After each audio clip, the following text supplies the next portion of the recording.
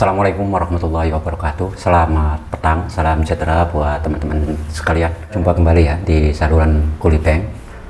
Nah, pada hari ini saya buat teman-teman semuanya yang baru pertama kali berencana untuk mengikuti program pulang ke kampung halamannya masing-masing untuk mengikuti proses pembayaran kompon, terutamanya yang mempunyai biaya pas-pasan ya, ataupun yang budget rendah.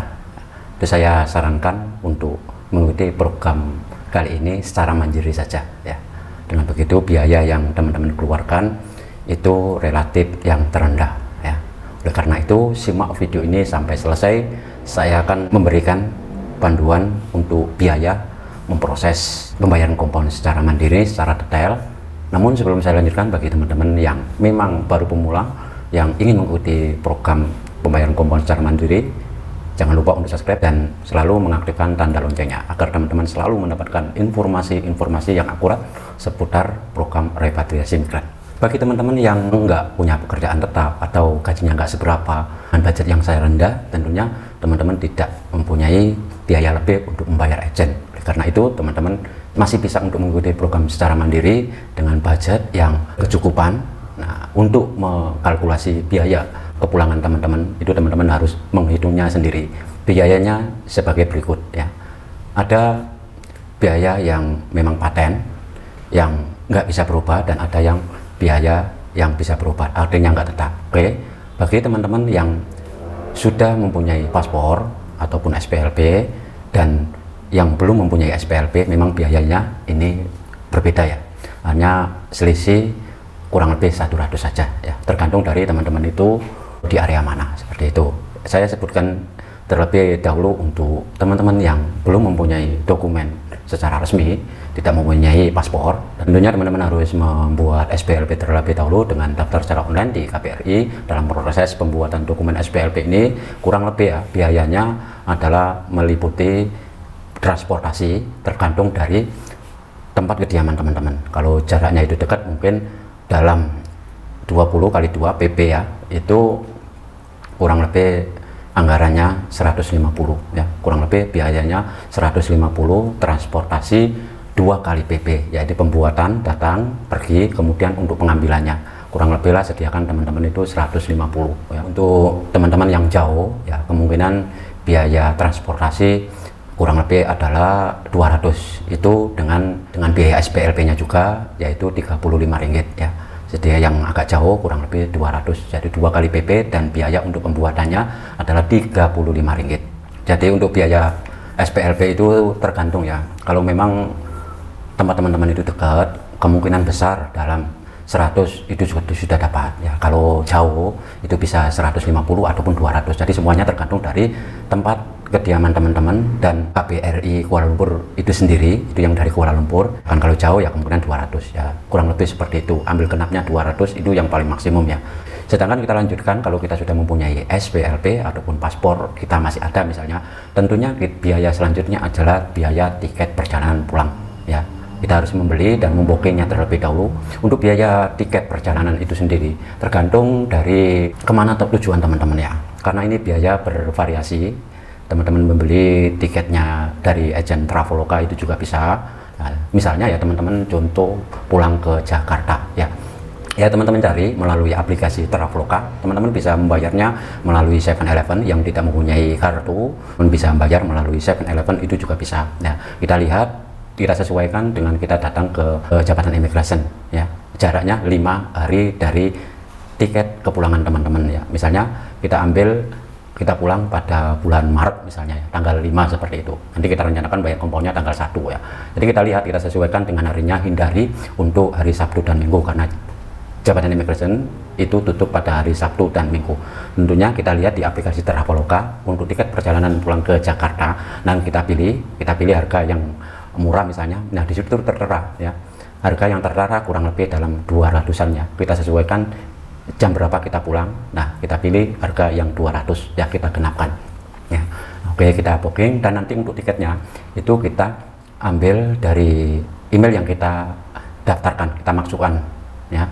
Nah, kita bayar genap 200. Jadi antara yang belum mempunyai tiket misalnya itu ditambah dengan tiket perjalanan sudah 400. Nah, bagi teman-teman yang pergi ke Surabaya mungkin agak sedikit mahal lagi ya, bisa sampai 400 atau mungkin 500-an tergantung. Nah, tapi juga bisa lebih rendah bagi teman-teman yang pulang ke Medan, nggak sampai 200 kemungkinan seperti itu. Untuk biaya tiket ini tidak tetap ya, sekarang 200, belum tentu 1 minggu ke depan harganya tetap sama, belum tentu ya. Harga bisa naik turun tergantung dari saham hari ini dan 1 minggu ke depan, itu jelas berbeda ya. Makanya teman-teman sesuaikan, cari tiket yang murah. Kalau sudah murah teman-teman atur dan teman-teman beli ya. Untuk biaya seterusnya adalah biaya transportasi ke jabatan imigrasinya. Ini juga tergantung dari tempat kediaman teman-teman itu sendiri, apakah dekat atau jauh dari jabatan imigrasi. Misalnya teman-teman rencana mau bayar compound di jabatan imigrasi Putrajaya, teman-teman tinggal di area Kuala Lumpur misalnya, dan teman-teman naik Grab kurang lebih dalam 70 ya, misalnya seperti itu. Tentu untuk 1 kali perjalanan 70 ditambah dengan pulangnya adalah 70, kita kenakan 150 ya. Nah, ataupun yang agak jauh misalnya untuk Grabnya itu 100 misalnya ya, kita kelipatan saja 100 ditambah 100 200. Nah, jadi untuk transportasi ke Putrajaya itu 200 dari tempat kediaman teman-teman misalnya loh ya. Nah, ini untuk PP ya, jadi 200 untuk PP perjalanan ke Putrajaya. Jadi 200 dengan harga tiket 200 tadi ditambah dengan SPLP misalnya 200 baru 600, itu sampai biaya transportasi ya. Ditambah lagi nanti untuk biaya bayar compoundnya adalah 520, artinya 600 ditambah dengan biaya compoundnya adalah sudah 1120 ya. Ini standarnya loh ya, itu tergantung dari jarak tempat kediaman teman-teman dengan KBRI di Kuala Lumpur, kemudian jarak tempat kediaman teman-teman ke jabatan imigrasi yang terdekat ya. Ini nggak selalu pas, tergantung dari tempat kediaman teman-teman itu sendiri ya. Ini kurang lebih saya berikan contoh yang mudah saja ya, bagi teman-teman yang belum mempunyai paspor. 1120 baru dengan membayar compoundnya itu sendiri. Kemudian yang terakhir, setelah proses pembayaran compound itu selesai, tentunya biaya masih ada lagi, yaitu transportasi untuk kita pulang ya. Itu 1 kali perjalanan, misalnya teman-teman itu tinggal di area Kuala Lumpur. Untuk saat ini Grab, biaya Grab ke KLHE 1 ataupun KLHE 2 itu kurang lebih 70-an ya, naik Grab kurang lebih atau sekitar 80, 1 kali perjalanan ke bandara. Artinya 1120 ditambah dengan 80 misalnya, itu sudah genap 1200. Nah, ini meliputi dari pembuatan SPLP sekaligus dengan transportasinya, kemudian transportasi ke jabatan imigrasi sekalian dengan membayar compoundnya, dan 1 kali transportasi perjalanan ke airport ya, itu 1200 ya. Ini bisa kurang bisa lebih, saya mengambilkan contoh yang mudah teman-teman pahami untuk memproses mandiri ya. Ini memproses mandiri kurang lebih tergantung dari area tempat kediaman teman-teman. Nah, berbeda lagi jika teman-teman itu melalui agen, maka biayanya akan relatif membengkak, bertambah banyak ya, karena agen akan mengenakan tarif PAU ya, mengenakan tarif 1 orang berapa ya, 1 orang 1.000. Jadi keuntungan agen 1 orang 1.000 akan membengkak menjadi 2.000, bahkan bisa sampai lebih ya. Makanya teman-teman ikuti saja langkah untuk memproses pembayaran compound itu secara mandiri. Hanya teman-teman mengikuti panduan dari saya, mengurai prosesnya, bukan hanya bertanya, tapi teman-teman bisa mempelajari dari awal, dari saat teman-teman itu mempunyai rencana untuk pulang secara resmi ke kampung halaman di Indonesia.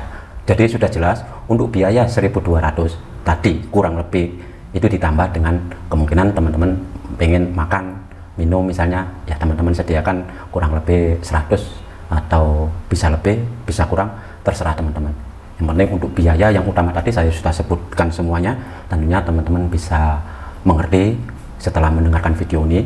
Tentunya dengan asumsi teman-teman tadi proses pembayaran compoundnya itu berjalan dengan lancar, tidak sampai tiketnya hangus, tidak ada kendala dan lain sebagainya.